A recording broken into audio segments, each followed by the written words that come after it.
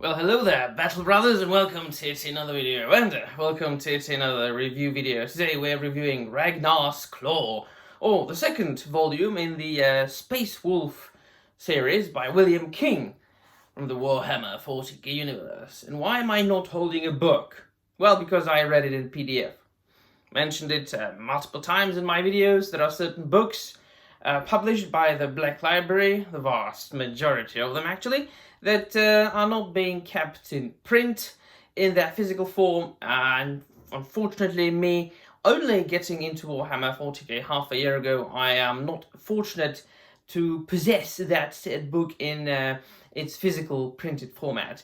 But whenever I review something, whenever I read something, I try to have it in hand as often as possible. Unfortunately, this is not such a case. Now, I reviewed the first one, the Space Wolf.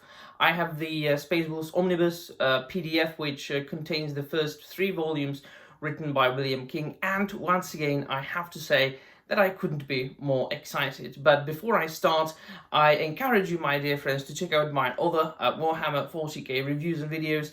I've reviewed the majority of what I've read so far. I think that at this point, I have about 16 reviews altogether about Warhammer 40k books, both 40k and Horus Heresy.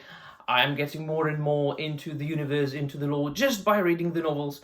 Not a fan of lore videos, so although I always appreciate more recommendations as far as, what novels to read, I've already got a list of novels in order that I will be reading for the next half a year, but feel free to recommend more.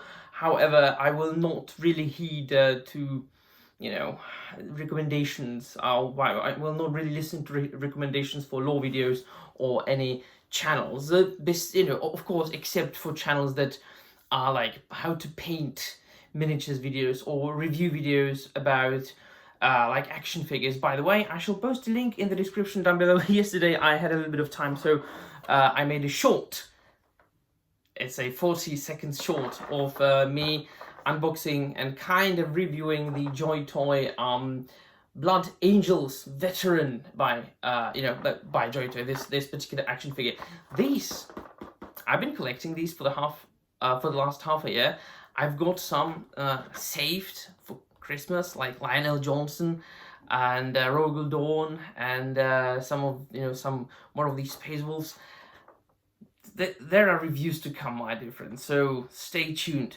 So, to the matter of hand, I always say when reviewing Warhammer 40k books that each and every single time I'm amazed how diverse, in its true sense of the word, the universe is. By that I mean, if we look past like novels about the Astra Militarum or the Inquisition, or that, like, basically not any non-Astartes book, if we look past that and only focus on like Space Marine books, like the Astartes, be it Warhammer 40k or Horus Heresy, there is always something new, because quite obviously each and every single chapter, or at the time of the Horus Heresy Legion, has got their own specific character traits, something very special about them. We can say that they are all very different from each other, while at the same time, of course, being very similar to each other, all of them being Space Marines. There's gene seeds coming from one of the Primarchs. And even before I started delving into learning about the Space Wolves, I knew that they would be my favorite chapter, or at least one of my favorite chapters, me being a lifelong fan of Norse mythology and Norse history. So I called them the way many people do in my first review of the first volume of Space Wolf, Vikings in Space, which they basically are. But not only that, I would elaborate upon that reviewing the second volume. So I think that first you should check out the review of the first volume. I will post a link in the description down below as well. And so I do appreciate the different aspect of this book as opposed to the ones that I had read previously, as really focusing on one character, because I mean, I read the Dark Angels omnibus, and there are stories that focus on like mainly one character. For example, there's a novel about Azrael, the Grand Master of the Dark Angels. There's always like several points of view, so we might venture into a point of view of a different character, like a chapter master or a chaplain or a sergeant. But here is just we are purely and exclusively viewing the story through the eyes of Ragnar Blackmane. And not only that, it's a Bildungsroman. It's a coming-of-age story, really. So we always start at the beginning of each and every like volume so far with Ragnar already being like the leader of the Space Wolves, battling in a battle, being victorious, and then reminiscing, looking back, remembering his youth, and when he was a blood claw, which is like a novice, just after becoming a Space Wolf. And this particular volume is the same. But here, finally, we are getting into like the real, like, for the lack of a better term, the real space marining, where Ragnar finally gets off Fenris.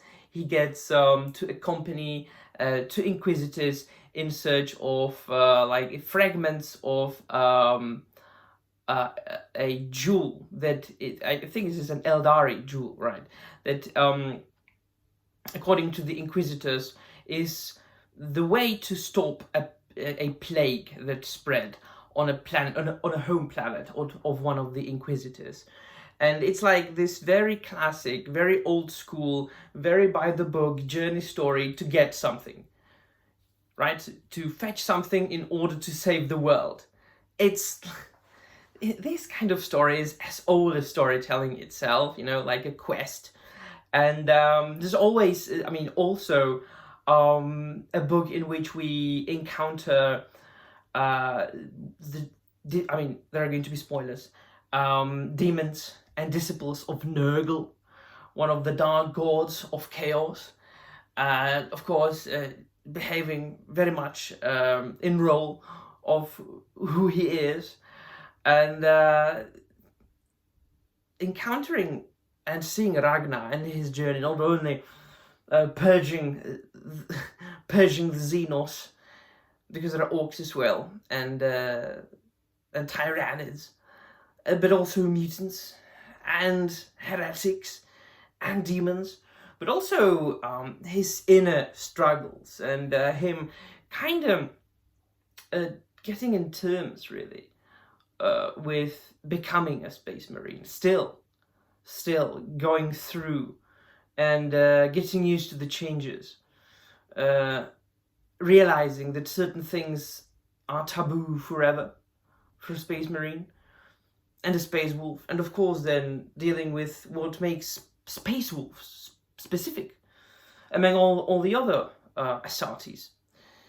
And so I have to say that it is a very good decision if you have to read like two books at the same time, for example, to read because I always read something like multiple books at the same time. So for example, now I'm reading the first Heretic from the Horus Heresy series, and then I am I have just reached the second third of the Space Wolves omnibus, where of course the time difference is 10,000 years. And then the world of Warhammer 40 and 30k, and the characters of the Space Marines, the Asartes, they were very much different, within the span of the 10,000 years. And of course, a lot of things in Warhammer 40k constantly refer to Horus Heresy and the Great Crusade. And it is then fascinating to observe what really happened and how characters in the 41st millennium view it. And it always refers, and it's very it's so entertaining and so fascinating to read about that. And so far, reading over 20 books, I haven't got bored by it because there's always something new, and I know that there's still so much to read and so much to discover. And not only like Space Marines, but then you've got all the Astra Militarum books, and then other Inquisition books, and then of course I have only barely touched upon the Adeptus Custodes stories, or the Sisters of Battle, Adepta Sororitas. I mean, there's so much, and then of course there's an entire like Warhammer fantasy world, which I haven't even touched yet. So yeah, it's absolutely satisfied once again. Very happy. Can't wait to read the 3rd volume. I'm gonna take a break from Space Wolves now. I'm gonna read. I'm gonna finish the first Heretic. Then I'm going to read the 3rd volume of the Space Wolf, and then there's something I've been looking forward to for the longest time since I started reading Horus Heresy, and that is the 1,000 Suns and Prospero Burns duology, which is of course all about the 1,000 Suns and the Space Wolves in the times of Horus Heresy. So great things to come. Don't forget to check out my short, and they'll be all. Let me know in the comments what you think, and remember, the Emperor protects.